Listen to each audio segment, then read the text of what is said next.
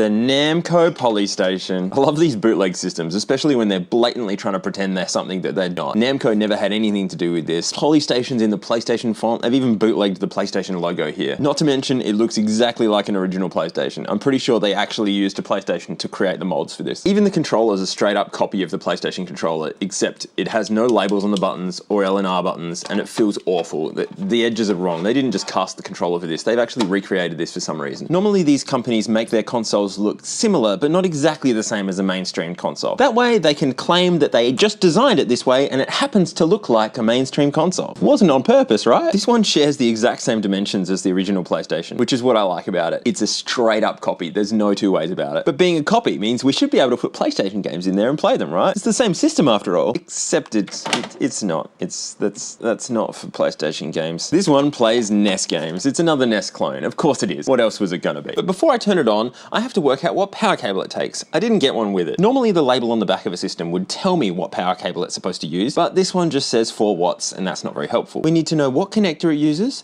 the voltage, the current, whether it's AC or DC, and if it's DC, we need to know what the polarity is. I know a few of these things off the top of my head. From my experience, these things like to run on 9 volts DC. The connector we can figure out just by looking at it. I know that's a 5.5mm barrel jack. I can get the current rating by dividing the 4 watts by the 9 volts, so I know that it's just under half an amp. If this thing takes DC input, then one of the contacts in this power connector will be connected to the outside of these RCA connectors. RCA connectors always have the outside grounded or negative, so I just have to connect to the outside of one of these RCA connectors and touch the inside of the power connector until I find a beep. The outside contact doesn't beep, the inside contact does beep. So this is a DC system and the center is negative. The first one I found that was compatible was the Sega Genesis power supply. Output 10 volts, that's close enough to 9 volts. DC, which we figured out, 1.2 amps, as long as that's over half an amp we'll be fine. And down here, negative goes to the center of the connector, positive goes to the outside of the connector. That's what we want. So this thing looks like it's got stereo AV, but it really doesn't. It's got video, audio separately, and for some reason grouped with video is the RF output.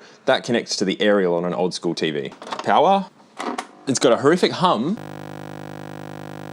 And 1 million games built in. 1 million! I suspect they might be duplicated quite a few times. Oh, and the controller doesn't work. Well, this has a normal NES controller plug. Here's a normal NES controller. That works, yay! Super Mario. Oh, that's an unusual title screen for Super Mario. This is what it's meant to look like. This is a genuine cartridge running on a genuine console. I wonder if the Polystation will be the same.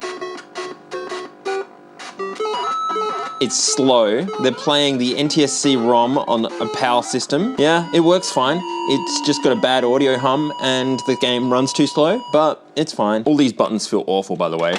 I love the way that just flings up. Normal PlayStation eject. Nice and slow, nice and gentle. Polystation eject. Twang. Let's go, Barbie. Oh. No? Do I have to line up the cartridge slot just perfectly? And then press reset to get it to boot. Barbie, once upon a dream. Yeah. Ah, this game keeps turning off. Something is telling me this is a piece of junk. This thing should have gone in the bin before it made it to the shops. It doesn't have enough power to run the game properly. Not to do with wiggling things, is it? No? Flexing? Oh, it does flex. Yeah. Ooh. Oh, I'm wiggling this, pushes buttons. That's good. And now it's gone. I think it's time to take this apart. What have we got in here?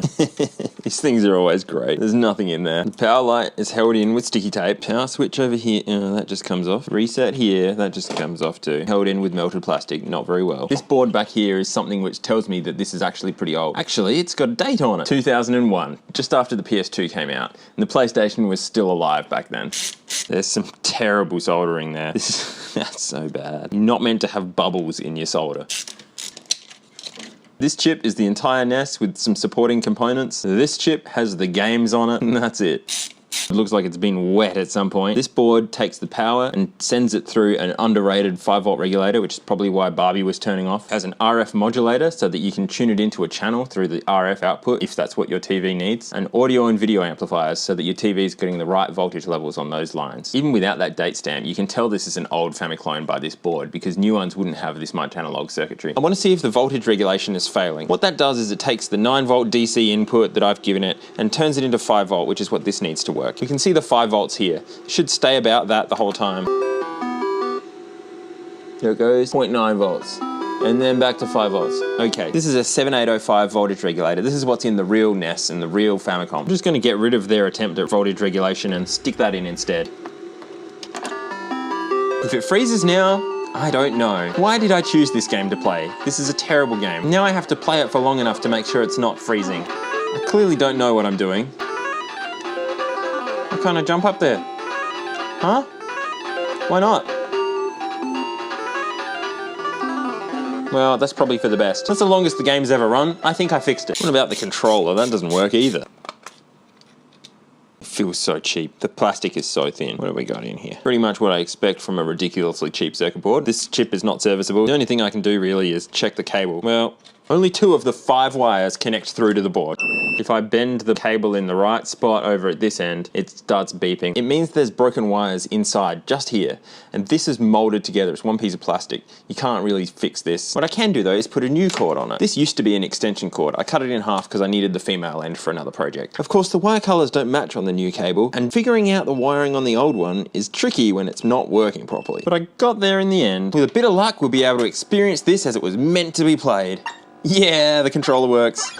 A million in one, right? Super Mario, FIFA Soccer 2000, Olympic 2000. FIFA Mario, Super Soccer, Olympic 2000. There's 140 games on it. Even them, I'm pretty sure there's duplicates in there. Fancy Mario DTS. This looks exactly the same as the other Mario game I played. Oh, it starts at World 2. Great. This controller is awful. Even though it's shaped like a PlayStation controller, the NES controller was way nicer to play on. Super Mario 38. World 1-1? That's not a 1. Seeming a lot like just Super Mario Brothers, the exact same as the other Super Mario Brothers. What is Olympic 2000? This would have been just after the Sydney 2000 Olympics, I suppose. It's just track and field. I don't know the buttons. It's a MASH contest. Oh, I'm not winning. It was close, but I didn't win. Probably because I didn't know the buttons to begin with and gave the other guy a massive head start. There's not even really 140 games. They've split all of the events from track and field into their own games. Look, if I choose hurdles, it's track and field again. Except the only option is 100-meter hurdles. If I push select, if I push select, the others come back.